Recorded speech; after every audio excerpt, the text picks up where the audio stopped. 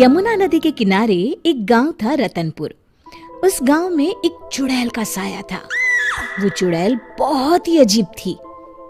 एक दिन, मुनिया के बापू, जल्दी अंदर आइए। सुरेश अभी नींद में था, चिल्लाकर बोला, क्या हुआ? गला क्यों फाड़ रही हो? ये देखो। अरे, ये कैसे हुआ? मुनिया, क्या हुआ बेटा? उससे क्या पूछ रहे हैं? बेचारी तभी से डरी सहमी हुई है। लेकिन ये तो कोई गंभीर बीमारी लगती है। हाँ, देखो तो, बेचारी की चुटिया ही काट ली किसी ने। राम राम।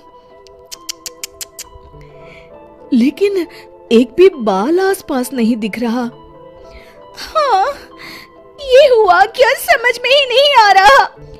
ऐसे ही 2-4 दिन मुनिया को देखने और सांत्वना देने वाले भी आए। अब कुछ शांति हुई ही थी कि एक दिन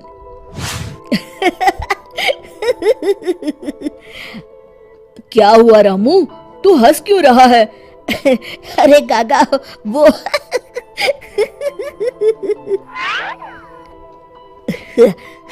के बच्चे, कुछ बता भी। रूपा काकी की चुटिया कट गई है। हाँ, और मुन्नी भी।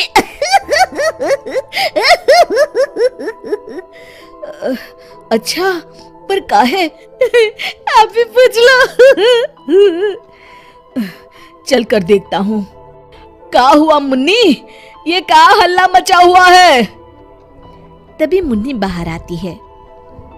ये का सुन रहा हूँ? कैसे हुआ सब? अरे का बताएं चच्चा, रात में रोज की तरह खा पी के सोए और सुबह देखे तो अरे राम राम। पहले तो मुझे लगा कोई बीमारी है, लेकिन ये तो लगता है पक्का किसी डायन या चुड़ैल का काम है। अब तो रतनपुर में ये औरतों की चोटी काटे जाने वाली खबरें आम हो गई। अगले ही दिन, सरिता, आज बहुत गर्मी है, मेरा बिस्तर बाहर लगा देना। जी ठीक है। सरिता ने रमेश का बिस्तर बाहर और अपना और चुनिया का आंगन में लगा लिया। रात में रमेश को प्यास लगती है।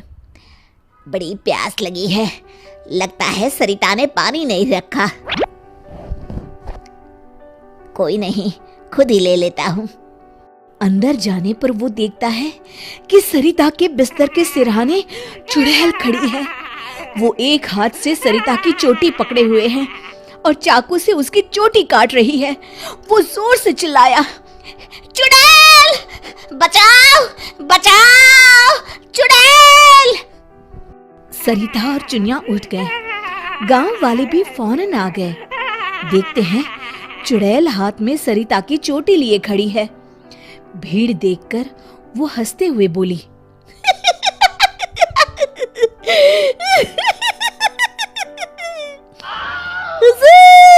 आते आते बहुत देर कर दी।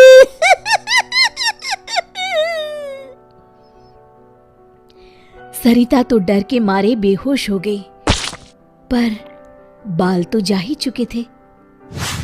अरे आखिर चाहती क्या हो? पर चुड़ैल उनकी बात अनसुनी करके सरिता की चोटी घुमाते हुए सबकी आंखों के सामने गायब हो गई। चोटी वाली चुड़ैल की खबर जंगल की आग की तरह पूरे गांव में फैल गई और गांव में बातें चलने लगी। मुनवा, सुना है कल तेरी भाभी की भी चोटी चुड़ैल ले गई।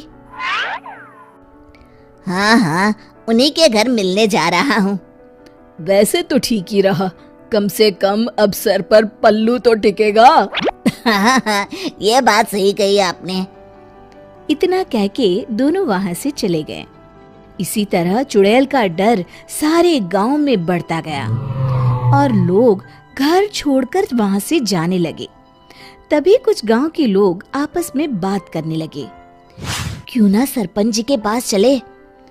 हाँ, सरपंच जी ने दुनिया देखी है, कोई ना कोई उपाय ढूंढ ही निकालेंगे। हाँ हाँ चलो।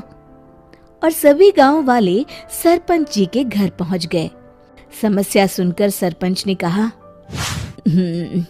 समस्या तो सच में गंभीर है। मेरी अम्मा की भी है, आपके यहाँ भी? हाँ, अब क्या करें, चुड़ैल पर किसी का वश है क्या? कोई तो उपाय होगा सरपंच जी।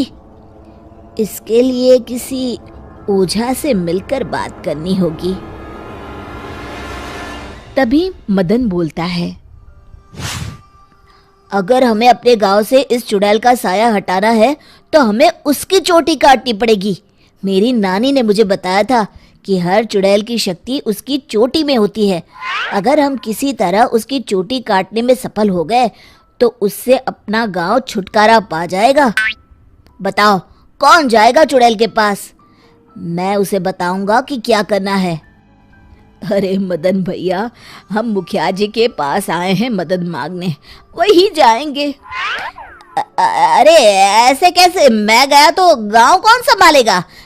इस रामू को भेज देते हैं। अरे ओ मुखिया, पगला गया है क्या? भरी जवानी में मौत के मुंह में चला जाऊं? तुम सब छोड़ो, मैं चला जाऊंगा। देखो, वो चुड़ैल अपना काम तभी करती है जब कोई सो रहा हो। आज तक कोई जगा हुआ इंसान उसका शिकार नहीं हुआ है ना? हाँ, सो तो है। तो आज रात सभी को जागते रहना है। सिर्फ मैं सोने का नाटक करूंगा। हाँ हाँ ठीक है।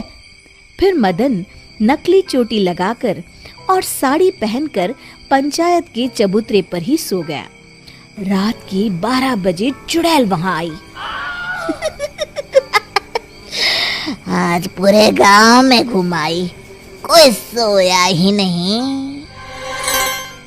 तभी उसकी नजर चौक पर सोए मदन पर पड़ी। ये औरत यहाँ क्यों सोई है? लगता है घर में झगड़ा हुआ होगा। खैर मुझे क्या, मुझे तो बाल चाहिए। चुड़ैल ने चोटी काटने के लिए जैसे ही चोटी पकड़ी, वो निकलकर उसके हाथ में आ गई। इसके लिए वो तैयार नहीं थी, इसलिए 2 पल के लिए वो कभी चोटी तो कभी चाकू को देखने लगी। इसी समय का फायदा उठाकर मदन ने उसकी चोटी काट ली। पहले तो वो डर गई, फिर भी हिम्मत करके बोली, कौन है तू? बता कौन है तू, नहीं तो मैं तुझे खा जाऊंगी। तेरी चोटी मेरे पास है, तू मेरा कुछ नहीं बिगाड़ सकती। मदन उसकी चोटी दिखाते हुए हंसता है। मेरी चोटी दे दे, दे दे मेरी चोटी, मेरी चोटी दे दे। चीखते हुए मदन की तरफ बढ़ी। हाँ, अगर एक कदम भी आगे बढ़ाया तो मैं अभी इसे जला दूंगा। नहीं नहीं, ऐसा मत करना। नहीं करूंगा, पर एक शर्त पर।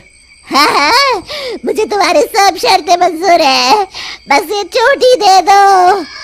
अभी नहीं, पहले ये बताओ तुम इन बालों का क्या करती हो? मैं इन्हें एक कुएं में डाल रही हूँ, उसे भरने के लिए। वो क्यों? जब वो कुआं भर जाएगा तो मैं सबसे शक्तिशाली हो जाऊंगी। चलो वो कुआं मुझे दिखाओ, वहीं तुम्हें तुम्हारी चोटी दे दूंगा।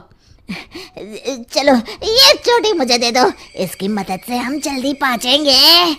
नहीं नहीं, मुझे जल्दी नहीं, पैदल ही चलते हैं।